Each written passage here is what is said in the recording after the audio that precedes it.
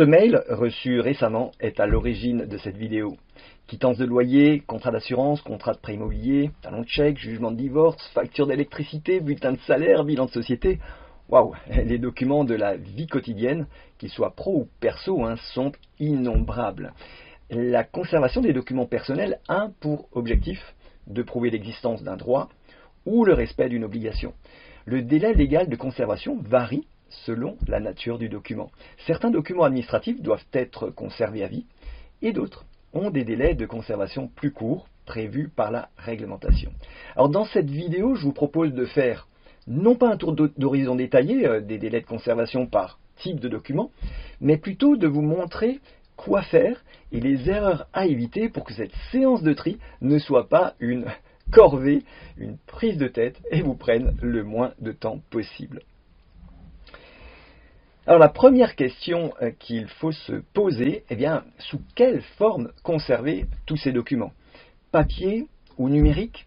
Vous hésitez légitimement entre le support papier ou numérique pour conserver vos documents. Vous vous demandez si les deux supports ont la même valeur. Pour la Direction Générale des Finances Publiques, la DGFiP, j'ai d'ailleurs été très surpris par cette mention, je la lis directement. Tout dépend de la manière dont le document vous est transmis. Si un document vous est transmis sous format numérique par le biais d'un courrier électronique ou en téléchargement sur un site internet, vous pouvez le conserver au format numérique. En revanche, si le document vous est transmis sous format papier, remis en main propre ou adressé par courrier, conservez l'original en support papier.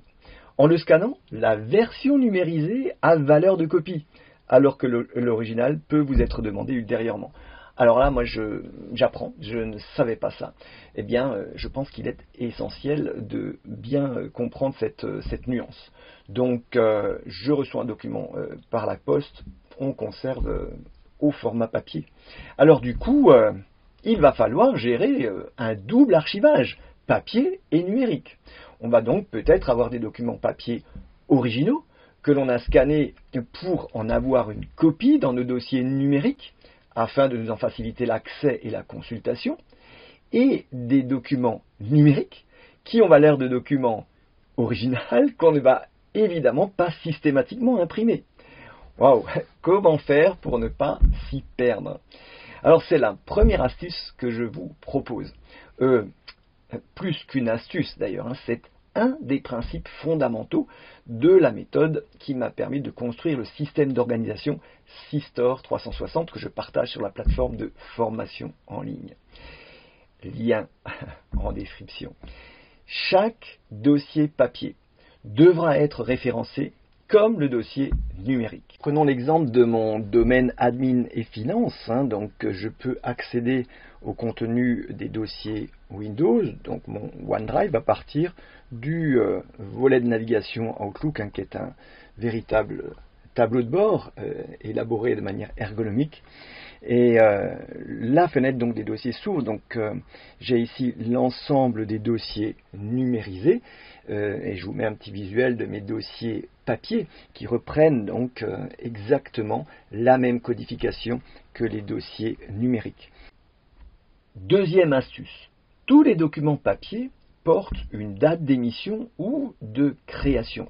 Si vous ne voulez pas perdre des heures à trier vos documents numériques, c'est vraiment impératif, il faut que cette date apparaisse aussi dans le libellé des fichiers.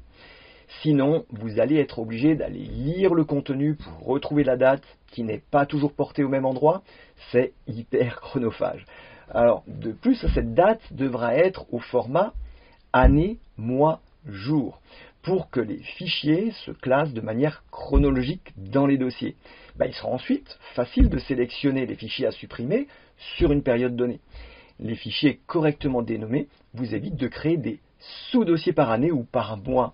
Votre arborescence descendra beaucoup moins en profondeur et vous économiserez des dizaines, voire des centaines de coups de clic lorsque vous devrez enregistrer sous tous ces documents.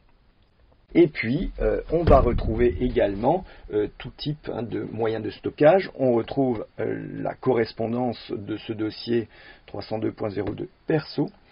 au format, ou plutôt avec un moyen de stockage boîte archive. Je vous ai mis un petit visuel donc des dossiers suspendus. Peu importe hein, le moyen de stockage retenu, chacun ont finalement leurs avantages et leurs inconvénients. Donc moi j'aime bien la boîte archive pour les factures, ça permet de mettre un peu plus de volume, plus de classeurs parce que ça évite d'avoir à faire des trous, des perforations, à trouilloter. Il n'y a rien de pire je trouve que ça. J'avais fait d'ailleurs une vidéo à ce sujet, donc je bannis les classeurs pour stocker des documents pour ce qui me concerne.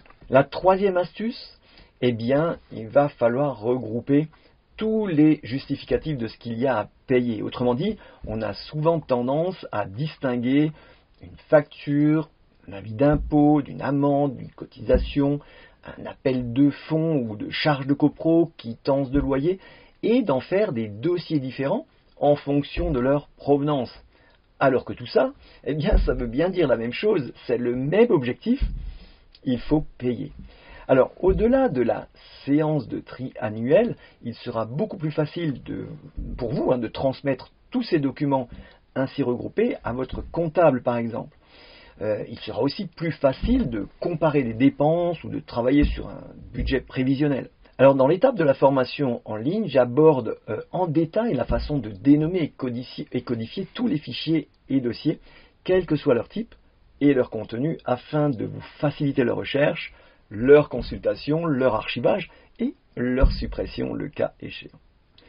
Alors pareil pour les contrats, les polices d'assurance, les avenants et les courriers en recommandé, les résiliations que l'on va regrouper indépendamment, là aussi de la provenance ou du prestataire et de leur dénomination. Il sera ainsi plus facile de faire ce tri temporel par paquet. Mais là aussi, la revue de ces contrats sera facilitée dans d'autres contextes, comme un déménagement, une modification d'état civil, une négociation et tant d'autres. Alors pour résumer, le tri des documents fait selon les obligations de conservation demande un dénommage des fichiers rigoureux et stables, faisant précéder tous les libellés par la date au format année, mois, jour. Et oui, dans ce contexte, le tri des documents se fait principalement en fonction de leur ancienneté. Allez, je vous laisse là-dessus.